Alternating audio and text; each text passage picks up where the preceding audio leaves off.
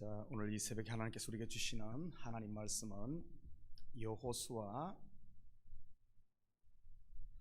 3장 1절에서 8절까지 말씀입니다. 여호수아 3장 1절에서 8절까지 말씀, 저와 여러분이 한 절씩 교독하도록 하겠습니다. 또 여호수아가 아침에 일찍이 일어나서 그와 모든 이스라엘 자손들과 더불어 시딤에서 떠나 요단에 이르러 건너가기 전에 거기서 유숙하니라. 백성에게 명령하여 이르되, 너희는 레위 사람 제사장들이 너희 하나님 여호와의 언약궤 매는 것을 보거든 너희가 있는 곳을 떠나 그 뒤를 따르라.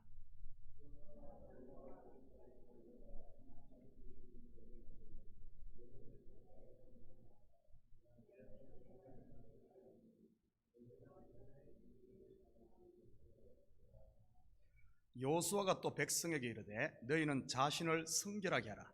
여호와께서 내일 너희 가운데 기이한 일들을 행하시리라.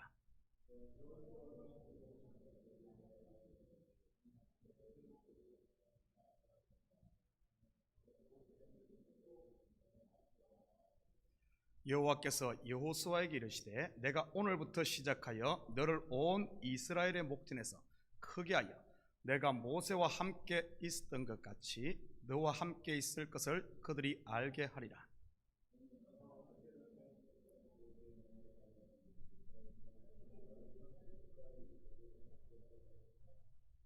아멘. 좋은 아침입니다. 가나안 정복의 첫 관문이 바로 여리고 성입니다. 그렇다면 여리고 성 정복의 첫 단추는 무엇으로 말미암아 기인할까요? 그것은 바로 하나님이 행하신 놀라운 소식으로부터입니다. 확인합니다. 여호수아 2장 10절과 11절입니다.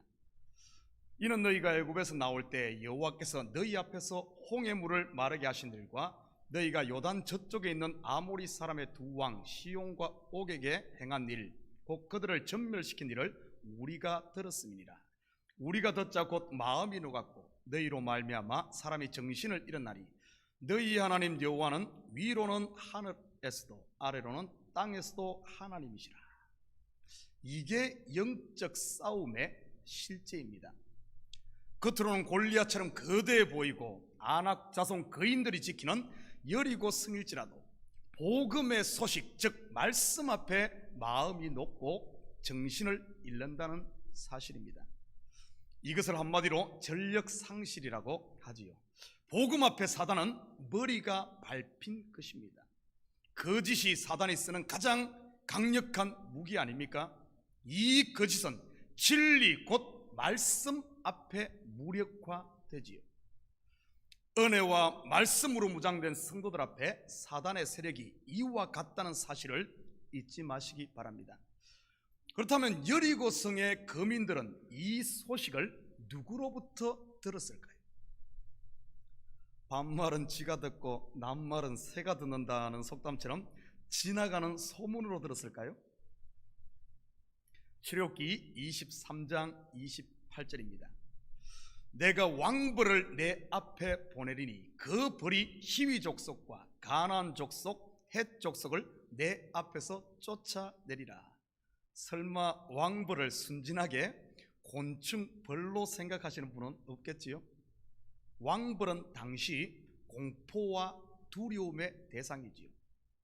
목축이 주업인 그들에게 가나안 백성들 이스라엘에게 있어서 양떼가 풀을 떴다가 벌집 잘못 건드리면 난리가 나지요. 차라리 일이나 사자가 나타나면 목자가 쫓으면 됩니다. 그런데 벌떼는 어떻게 할 수가 없지요. 그래서 막대기로 벌을 쫓는다고 벌이 도망갑니까? 오히려 더 일만 커지지요. 벌떼 만나면 36개 도망가는 것 외에는 길이 없습니다. 그렇게 되면 양떼는 어떻게 되겠습니까? 저도 시골에서 산소 벌초할 때나 속골을 베다가 벌집 잘못 건드려서 쏘인 적이 여러 번 있습니다. 손이나 발에 쏘이면 그래도 괜찮은데 머리나 얼굴에 쏘이면 며칠 고생하지요. 얼굴이 밤탱이처럼 붓고 여기저기 혹이 나니까요. 왕벌은 이런 보통 벌보다 몇 배의 독이 있어 머리 부위에 잘못 쏘이면 생명을 잃기도 합니다. 왕벌을 내 앞에 보냈다는 말은 바로 이 두려움의 소식을 전할 메신저를 보냈다는 뜻이지요. 아마 그 왕벌은 애굽과 바벨로니아 지역을 오가던 상인들일 가능성이 많습니다. 하나님께서는 때로는 이런 일반 상인들도 하나님의 필요에 따라 왕벌과 같은 하나님의 메신저로 사용한다는 사실입니다. 소문은 발 대신 날개처럼 날아서 가지요. 전쟁이나 싸움은 기의 싸움입니다. 특히 예전처럼 몸으로 싸우는 싸움은 더 그렇지요. 그래서 우리가 보면은 권투 시합을 하기 전에 상대편 선수에게 눌리지 않기 위해 눈을 부릅뜨고 눈싸움을 하잖아요. 바로 기싸움입니다. 여리고 백성들은 하나님이 보낸 왕불로 인해 간담이 높고 정신줄을 놓으니 어떻게 싸울 수 있었겠습니까? 적들에게는 이 소식이 왕벌의 소식, 두려움의 소식이었지요. 곧 공포와 두려움. 그런데 하나님의 백성에게는 이 소식은 복된 소식, 복음입니다. 이 소식을 듣는 순간 영혼이 소생함을 얻고 두려움이 내어 쫓기고 겁쟁이가 대장부가 되게 하지요. 바로 그 대표적인 사람이 기생 라합 아닙니까? 연약한 여인의 몸으로 이 정탐꾼들을 숨겨주고 그들에게 생명의 맹세를 하게 하는 기생 라합의 지혜와 담력이 어디에서 나온 것일까요? 바로 하나님께서 행하신 그 놀라운 일들에 대한 소식을 들었기 때문은 아닐까요? 지금도 마찬가지입니다. 복음은 구원 얻을 백성에게는 영혼을 소생케 하지만 멸망당할 백성에게는 마음을 낙담케 하지요. 더 현실적으로 말한다면 내 속에 있는 성령의 생각은 하나님의 말씀을 들을 때 충만해집니다. 반대로 내 속에 있는 육신의 생각은 이 말씀을 들을 때마다 힘을 잃는다는 사실을 기억하시기 바랍니다. 여러분은 말씀을 들을 때 살맛이 나고 용기가 생깁니까? 그렇다면 여러분은 성령의 사람임에 틀림없습니다. 일이 잘 좀 안 풀리고 앞이 안 보인다고 여러분 낙심하지 마십시오. 바로 눈앞만 보지 마시고 저만치 멀리 앞서가시는 하나님의 언약궤를 바라보시기를 주님의 이름으로 부탁드립니다. 오늘 본문 3절과 4절입니다. 백성에게 명령하여 이르되 너희는 레위 사람 제사장들이 너희 하나님 여호와의 언약궤 매는 것을 보거든 너희가 있는 곳을 떠나 그 뒤를 따르라. 그러나 너희와 그 사이 거리가 2000규빗쯤 되게 하고 그것에 가까이 하지는 말라. 그리하면 너희가 행할 길을 알리니 너희가 이전에 이 길을 지나보지 못하였음이니라 하니라. 이스라엘 백성들이 들어가는 가나안은 모두가 초행길이었습니다. 우리의 인생길, 믿음의 길도 다 초행길이지요. 길을 가다 보면 참 묘한 경험들을 합니다. 처음 가는 길은 왜 그리 멀게 느껴지는지 모르죠. 그런데 막상 갔던 길을 돌아올 때는 굉장히 가깝게 느껴지지요. 여러분도 한두 번쯤은 다 경험을 해보셨을 겁니다. 또한 처음 가는 길은 두려움도 있고 망설임도 있고 쉽게 발을 내딛지 못하지요. 그런데 아는 길은 너무 편안하고 시간 가는 줄도 모르고 갑니다. 지금 이들은 가나안에 수학여행 가는 게 아닙니다. 전쟁터로 가고 있지요. 그것도 초행길이니 얼마나 두려웠겠습니까? 우리는 여기서 한 가지 알아야 할 사실이 있습니다. 바로 성도가 가는 길은 영적인 전쟁터란 사실입니다. 우리는 전부 가나안을 향해 가고 있으니까요. 그렇다면 어떻게 해야 이 길을 뒤돌아가지 않고 주저하지 않고 온전히 정복하여 누릴 수 있을까요? 오늘 본문을 통해 한번 살펴보도록 하겠습니다. 자, 오늘 본문에 보면 첫째는 언약궤의 뒤를 따르는 것입니다. 여러분, 언약궤는 다른 말로 법궤, 정국의 궤라고도 하지요. 우리가 다 알다시피 그 안에는 십계명 돌판과 만나 항아리 그리고 아론의 쌍난 지팡이가 들어있습니다. 이 물건들은 전부 이스라엘의 죄를 생각나게 하는 이런 물건들입니다. 그런데 이 언약궤 속에 있는 이것들을, 이 죄를 생각나게 하는 이것들을 덮고 있는 것이 뭔가 하면은 법궤의 덮개, 바로 속죄소입니다. 이 속죄소는 다른 말로 시언좌라고도 하지요.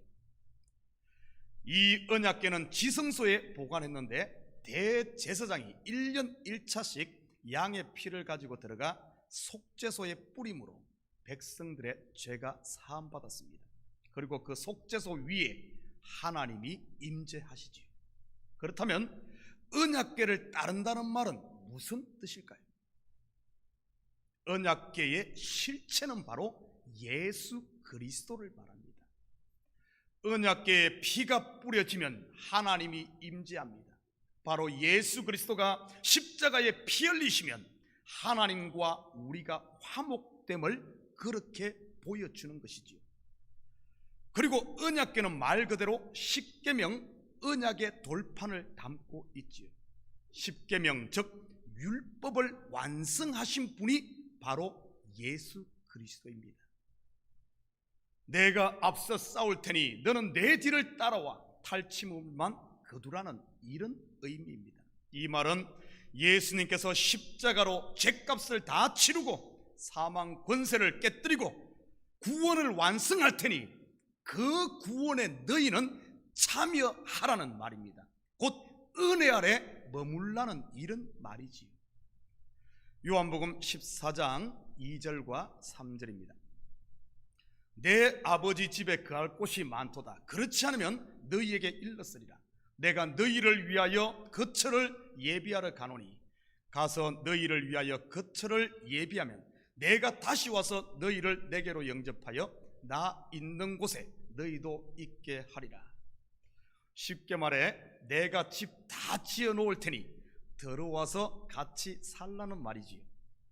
내가 혼인잔치 다 준비해 놓을 테니 와서 함께 즐기자는 말이고요. 목자인 내가 푸른 초장 물가로 인도할 테니 너는 따라와서 먹고 쉬라는 말입니다. 그렇게 하려면 어떻게 해야 할까요? 새 집에 이사 들어가려면 옛 살림살이를 버려야 하지 않을까요? 새 집에 어떻게 옛날 구닥다리들이 맞겠습니까? 여러분도 이사해 보시면 알겠지만 참 이거 버리기가 쉽지 않죠. 그래도 눈 딱 감고 이를 딱 깨물고 버려야 새 집을 누릴 수가 있습니다.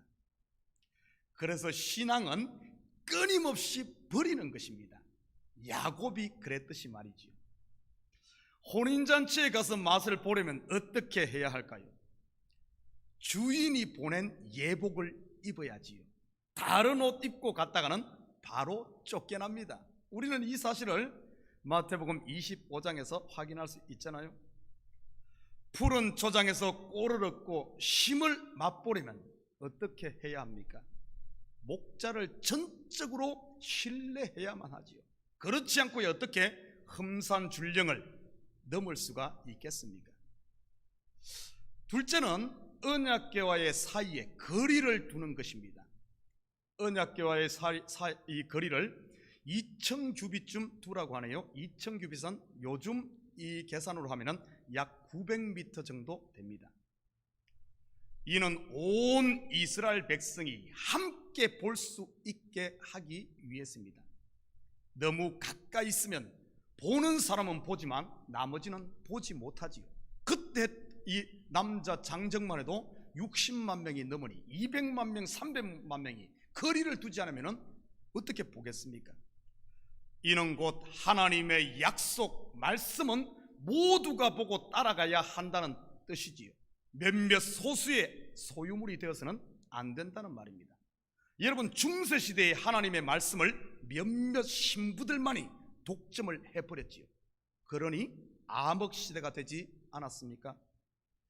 요즘도 일부에서 보면 하나님께서 자기에게만 말씀하시는 것 같이 신령한 척 하는 분들인데 여러분 속지 마십시오. 하나님은 성도들 한 명 한 명 모두가 볼 수 있게끔 그 믿음의 분량대로 은혜도 주시고 성령으로 말씀하시며 친히 인도하시는 줄 믿습니다. 목사에게만 하는 것 아니에요. 모두에게, 여러분 이 속에 있는 성령이 여러분 속에 있습니다. 사도 바울 속에 성경을 기록할 당시 사도 바울 속에 있던 성령이 우리에게 있는 성령과 다른 성령이 아닙니다. 같은 영입니다. 같은 영.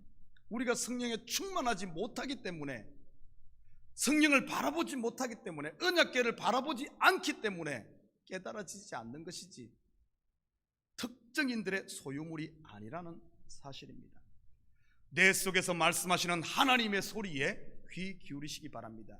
여기저기 쫓아다니며 귀동냥하지 마시고요.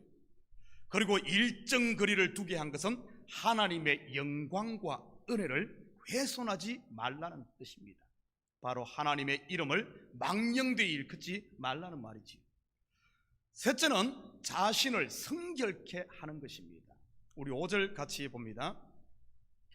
여호수아가 또 백성에게 이르되 너희는 자신을 성결하게 하라. 여호와께서 내일 너희 가운데 기이한 일들을 행하시리라.